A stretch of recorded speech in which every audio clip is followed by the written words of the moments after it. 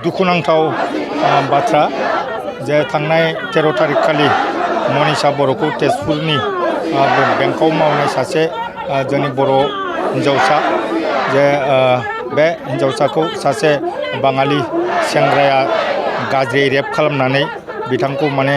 Murder खालामनानै खारखोमानानै दं आरो जोङो मोनसे अनुर'धसो खालामनो नागिरगोन आङो आसाम सरकार बा पुलिसखौ प्रशासनखौ जे दिनैसिम माने नोङो सानथाम माने 72 घन्टानिबो पार जालांबाय खिन्थु दिनैसिमबो बे मानसिखौ जोङो हमनो हायाखै बा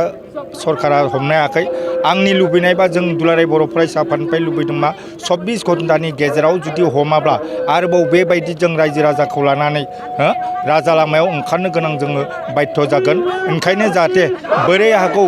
जाहाथे नैबे जायबा कालप्रिट जायबानिखि दायनिगिरि बे दायनिगिरिखौ हमनानै साजा जाबायदि साजाखौ होनांगौ बेबायदि साजाखौ होनो थाखाय जों दुलाराय बर' फरायसा आफादनि जानानै दाबिनाय जादों गोजोन्थों हिन्जावसानि जि न'खरनि हालोदा जोबोर गाज्रि होननानै जों खोनानो मोनदों औ बे जोङो बेखौनो लुबैगोन जों बेखौनो सानगोन जे बे आसाम सरकारा जाहाथे बै मनीषा बर'नि न'खरनो जाहाथे जिखिनि मोननांगौ मोन्थाय बेखौ होनांगौ आरो बेनि मुङावनो बिसानि न'खरनि सोरबा सासे हयथ' बेक्तिनो साख्रि होनांगौ होननानै जोङो दाबि खालामगोन क'क्राझार सहरनि साखाथि तितागुरियाव थानाय मानास पाब्लिक स्कुला 2023-24 सोलोंथाइ बोसोरनि गोदान मुं थिसननाया सोलिगासिनो। तितागुरियाव थानाय इंराजि बिजोंनि मानास पाब्लिक स्कुलाव दासान्दि नार्सारिनिफ्राय 7 थाखोसिम गोदानै मुं थिसननाया सोलिगासिनो।